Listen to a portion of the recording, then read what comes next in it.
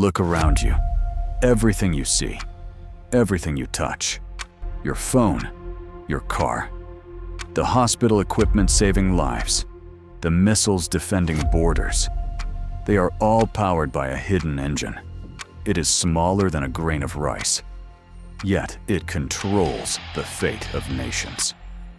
We are talking about semiconductors, microchips. This is the new oil. And right now, a silent world war is being fought over it. Welcome to FlashPoint Global. Today, we decode the Silicon Cold War. To understand the future of global conflict, you must understand a single piece of geography.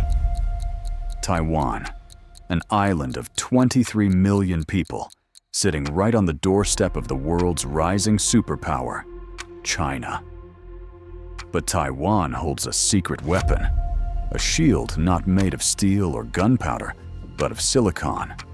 It is called TSMC, the Taiwan Semiconductor Manufacturing Company.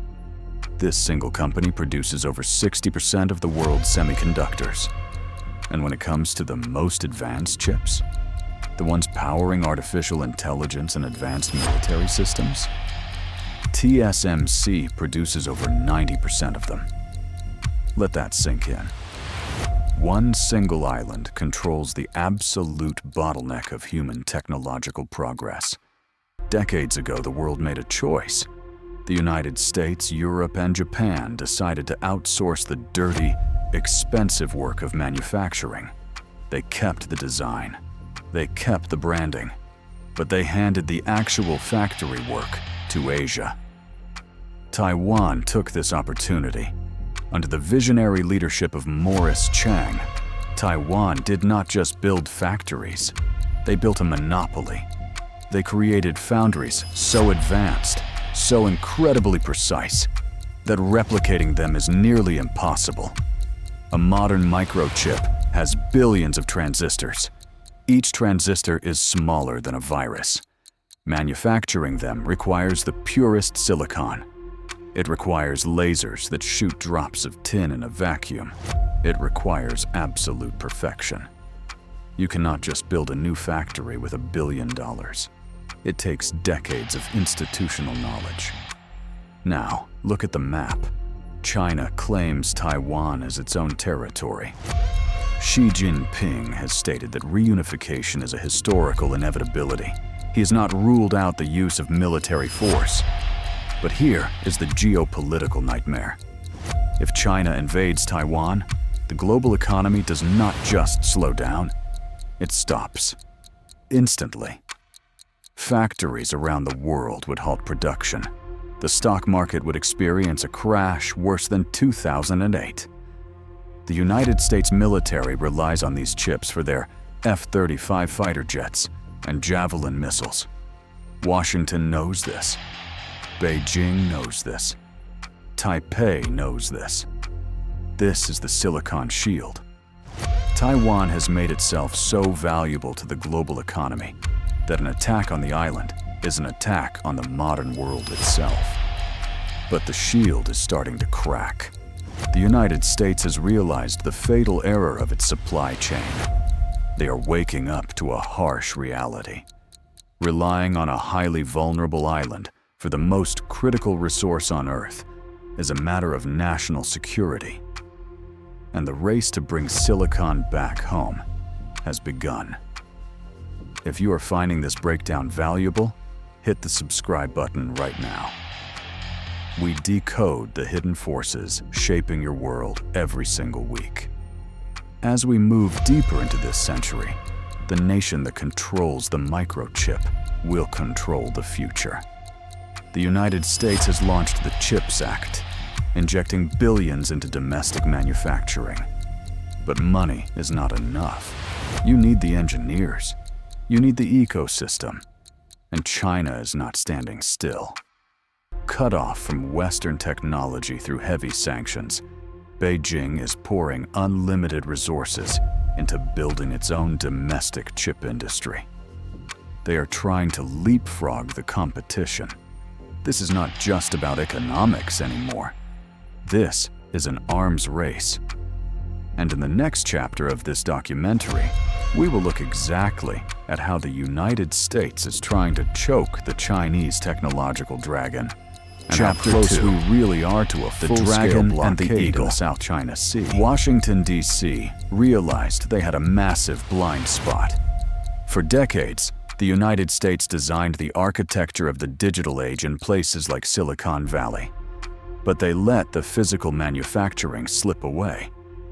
Now, they are looking at a resurgent China, a nation aggressively modernizing its military and its artificial intelligence capabilities. And the core component fueling China's rise? American-designed chips, manufactured in Taiwan. The United States decided to pull the emergency brake.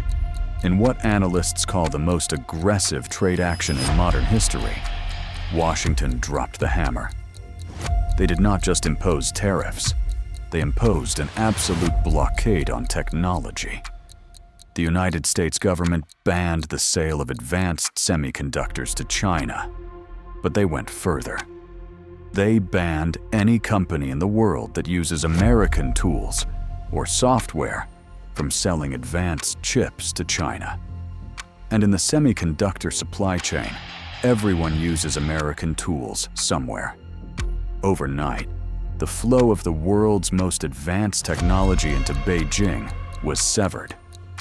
But there is a specific choke point in this war that most people have never heard of. It is a company in the Netherlands called ASML. ASML builds extreme ultraviolet lithography machines. EUV.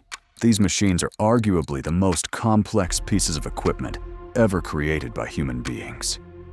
They use lasers to carve microscopic circuits into silicon. No one else in the world can build these machines. Not the Americans, not the Japanese, and certainly not the Chinese. Under heavy pressure from the White House, the Dutch government banned ASML from selling their top-tier machines to China. The strategy is clear. Starve the Chinese tech sector. Freeze their military advancement. Keep them stuck generations behind the West. But if history has taught us anything, it is that cornering a superpower is a dangerous game. China is not waiting for permission to innovate. President Xi Jinping declared that technological self-reliance is a matter of national survival. Beijing is injecting hundreds of billions of dollars into their domestic chip maker, TSMC. They are poaching engineers from Taiwan. They are heavily subsidizing new foundries. And the terrifying part for Washington? It might be working. Recently, Chinese tech giant Huawei released a new smartphone. Inside it was a domestically produced 7-nanometer chip. Western intelligence was stunned. They believed the sanctions had made this impossible. The dragon is wounded, but it is adapting. And as the tech war escalates, the physical threat to Taiwan grows closer by the day. Chapter 3. The Silicon Shield, the Taiwan Strait. 100 miles of turbulent water separating the island from mainland China. This is the most dangerous flashpoint on the planet. How does a small island defend itself against the largest standing army in the world? They use the Porcupine strategy.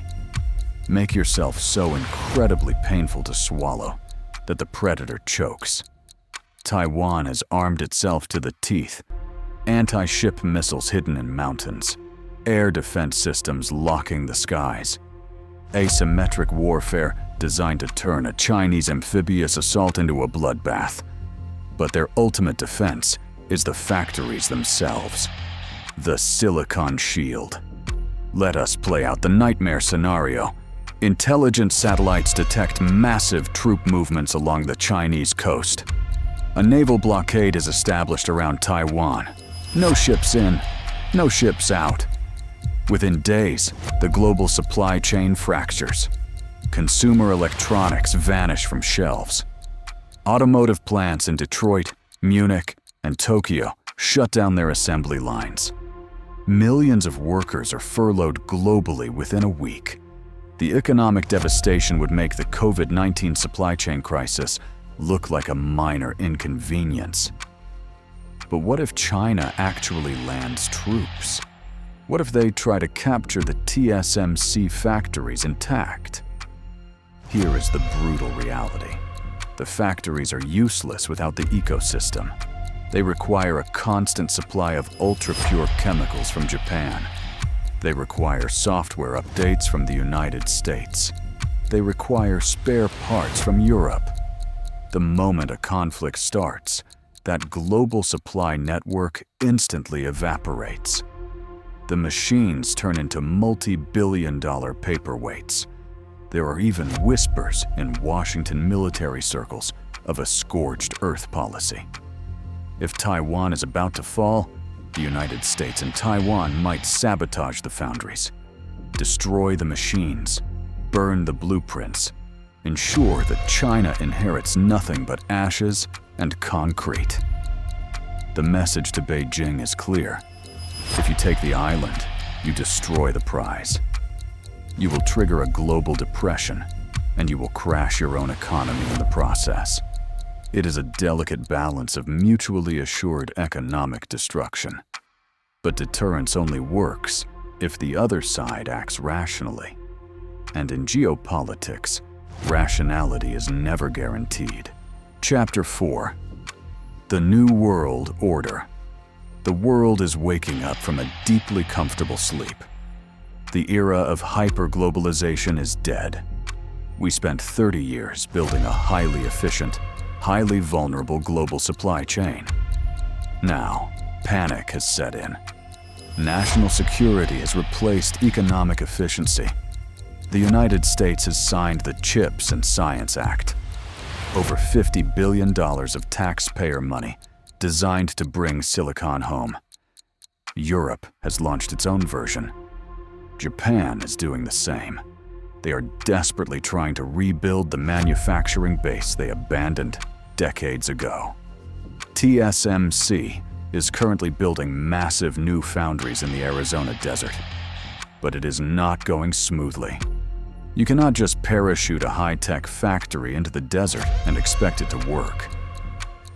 Taiwan's success is built on a very specific work culture. Engineers who work 12-hour shifts and are on call in the middle of the night to fix a machine glitch. American labor laws and worker expectations are completely different. There are massive culture clashes, delays, cost overruns. Building the factory is just the first step. Building the human capital takes generations. The United States is trying to run a marathon, but they are starting miles behind the starting line.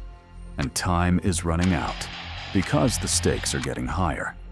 Enter artificial intelligence, the generative AI revolution, driven by companies like OpenAI and powered by NVIDIA, requires a massive amount of computing power. The chips required to train these AI models are the most advanced ever created, and almost all of them are made in Taiwan. The nation that wins the AI race will dominate the economy and the battlefield of the 21st century. AI will control drone swarms, decode encrypted communications, and manage national power grids. If you lose access to the chips, you lose the AI war. This is no longer just about iPhones or car screens.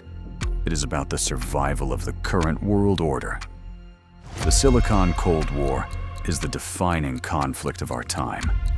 It is being fought in laboratories, in trade agreements, and in the waters of the South China Sea. Taiwan is the center of gravity, and as the tectonic plates of global power shift, the entire world is holding its breath. Thank you for watching FlashPoint Global. If you want to understand the hidden mechanisms of power, make sure to subscribe. Leave a comment below on who you think will win the semiconductor war. Until next time, stay vigilant.